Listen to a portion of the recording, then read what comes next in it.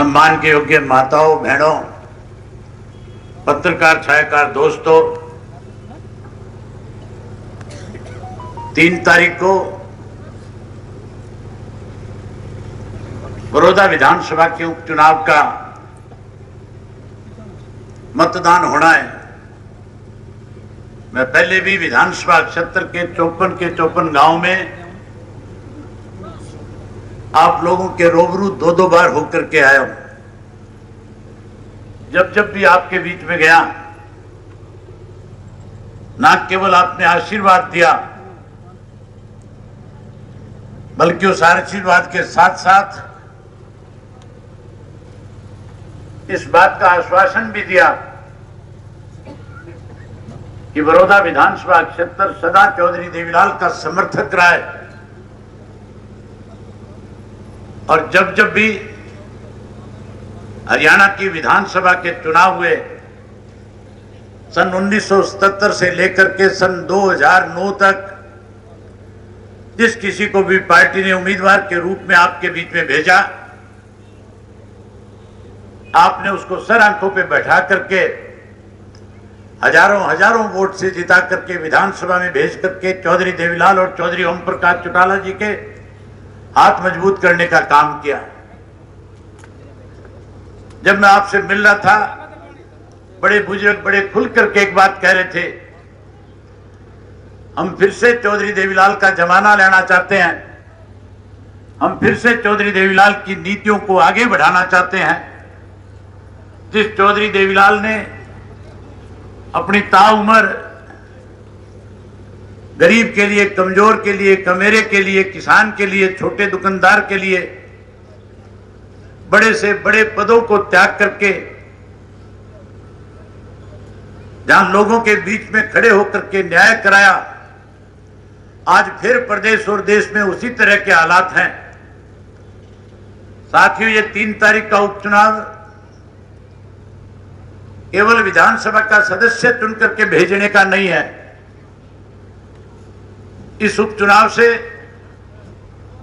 आपने इस बात का फैसला करना है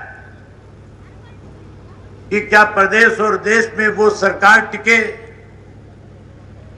जिन लोगों ने इस देश के किसान की जमीन बेचने के लिए, इस देश के किसान को उस जमीन से बेदखल करने के लिए, इस प्रदेश के देश के किसान को उस जमीन से रिश्ता खत्म करने के लिए जो 3 नए कानून बनाए हैं, जिन कानून को लेकर के पूरे देश का किसान आज चिंतित है, पूरे देश के किसान की निगाहें आपके ऊपर टिकी हुई है। बड़ौदा विधानसभा क्षेत्र एक ऐसा क्षेत्र है जहां हर व्यक्ति कृषि के व्यवसाय के साथ जुड़ा हुआ है। कोई खेती करने वाला है, कोई मजदूरी करने वाला है। आज देश का किसान आपकी तरफ देख रहा है कि 3 तारीख को बड़ौदा विधानसभा क्षेत्र का मतदाता जो है, इस देश की केंद्र की उस गूंगी बहरी सरकार को, जिसने इस किस्म के कानून लागू करके किसान को कमजोर करने की एक साजिश रची है, उस साजिश के खिलाफ एकजुट होकर के अपना मतदान करके केंद्र और प्रदेश की सरकार को इस बात का एहसास कराए कि हम आपके काले कानूनों के साथ ना होकर के, हम किसान के साथ खड़े होकर के ऐसे कानून का हम अपने मत के प्रयोग से विरोध करने का काम कर रहे हैं। साथियों, कानून जो बने कोई बीजेपी की देन नहीं, कानून बनाने में कांग्रेस पार्टी का भी बहुत बड़ा हाथ रहा है। सन 2012 का लोकसभा का जब सेशन चल रहा था, इन तीनों कानूनों का ड्राफ्ट जो तैयार किया गया था वो कांग्रेस के समय में हुआ था। अगर किसान के हितैषी होते तो जिस दिन ये बिल आया था, जिस दिन ये बिल पास हो रहा था, कांग्रेस के लोग विरोध करने का काम करते। इन्होंने विरोध करने की बजाय कांग्रेसियों ने वॉकआउट करके कहीं ना कहीं इस बिल को मजबूती के साथ पास करवाने का काम किया। अगर इस प्रदेश का, इस देश का जो लोकसभा का कांग्रेस का, राज्यसभा का कांग्रेस का जो मेंबर है, अगर राहुल गांधी, सोनिया गांधी उन सबको लेकर के इंडिया गेट के ऊपर बैठ जाती और इस काले कानून का अगर विरोध करती तो इंटरनेशनल न्यूज बननी थी। जहां इंटरनेशनल सतर के ऊपर देश की सरकार की बदनामी होती, वहीं भारतीय जनता पार्टी की सरकार को सोचने पे मजबूर कर देते। भारतीय जनता पार्टी की सरकार कहीं ना कहीं इसमें नई अमेंडमेंट करने पे मजबूर हो जाती, लेकिन क्योंकि बिल इन्होंने खुद ने ड्राफ्ट किया था, ये तो मोर बीजेपी की लगनी थी। ये मिलजुल करके दोनों आपको कमजोर करना चाहते हैं। आपके सोचने की बात है। आज 30 एमएलए भूपेंद्र सिंह हुड्डा के पास है। भूपेंद्र सिंह हुड्डा ने कहा तो यह था, जब पीपली के अंदर किसानों पे लाठीचार्ज हो रहा था, जब किसानों को बेवजह पीटा जा रहा था, झूठे मुकदमे बना करके 307 के उनको अंदर दिया जा रहा था, इसने एक प्रेस कॉन्फ्रेंस कुरुक्षेत्र में जाकर के करी थी। उस प्रेस कॉन्फ्रेंस में कह रहा था कि मैं जब तक किसान की लड़ाई लड़ूंगा, जब तक यहाँ के किसान के साथ न्याय नहीं हो जाएगा, जब तक ये काले कानून खत्म नहीं हो जाएंगे। साथियों, बात बड़ी कर रहा था, कह रहा था चाहे मुझे इसके लिए धरना देना पड़े, चाहे मुझे इसके लिए कितनी बड़ी लड़ाई लड़नी पड़े, लेकिन पीपली के किसानों पे लाठीचार्ज होने के बाद एक दिन भी कहीं धरने पे नहीं बैठा, एक दिन भी कहीं किसानों के बीच में खड़ा होकर के उनकी लड़ाई नहीं लड़ी। अगर किसान की लड़ाई इस प्रदेश में किसी ने लड़ी तो केवल इंडियन नेशनल लोकदल पार्टी ने लड़ने का काम किया। हमने लगातार हर डिस्ट्रिक्ट हेडक्वार्टर के ऊपर जाकर के, मैं खुद एक एक डिस्ट्रिक्ट हेडक्वार्टर के ऊपर गया था, हजारों साथियों को साथ लेकर के डीसी के दफ्तर में जाकर के किसान के साथ हो रहे अन्याय को प्रधानमंत्री और प्रदेश के मुख्यमंत्री के नाम हमने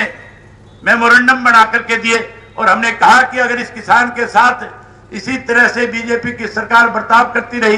तो मजबूर होकर के इंडियन नेशनल लोकदल पार्टी को सड़क पे आना पड़ेगा,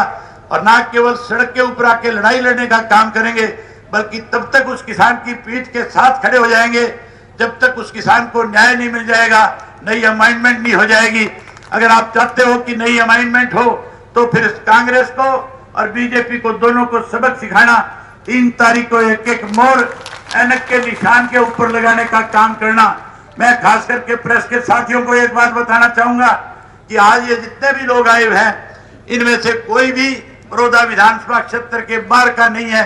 एक एक आदमी बड़ौदा विधानसभा क्षेत्र के गांव से अपने आप अपने साधनों से चल करके आज इस बात पे मोहर लगाने आया है कि हम 3 तारीख को एक एक मोहर ऐनक के निशान पे लगा करके, जहां चौधरी ओम प्रकाश चौटाला के प्रत्याशी, जो जहां राजनीतिक तौर पे चौधरी ओम प्रकाश चौटाला जी को ताकत देने का काम करता रहा है, वहीं सामाजिक रूप से हर व्यक्ति के साथ अपने अच्छे संबंध बना करके एक इलाके के अंदर अपनी अलग पहचान बनाने का काम किया है। साथियों, तुलना करके देखना, 3 उम्मीदवार है, तीनों में सबसे बेहतर उम्मीदवार जब आप विचार करोगे तो आपको जोगिंदर मलिक मिलेगा, और इस जोगिंदर मलिक के चुनाव निशान ऐनक पे एक मोहर लगा करके चौधरी ओम प्रकाश चौटाला को फिर से ताकत देने का काम करना। जहां साथियों आज बड़ौदा का एक एक व्यक्ति आया है, मैं बड़ौदा के लोगों से एक बात कहना चाहूंगा कि आप हाथ खड़ा करके चौधरी ओम प्रकाश चौटाला को आश्वासन दो कि हम बड़ौदा से इसको जिता करके भेजेंगे। आप सब ने मेरी बात को सुना, इसके लिए आप सबका बहुत धन्यवाद। जय हिंद, जय हरियाणा।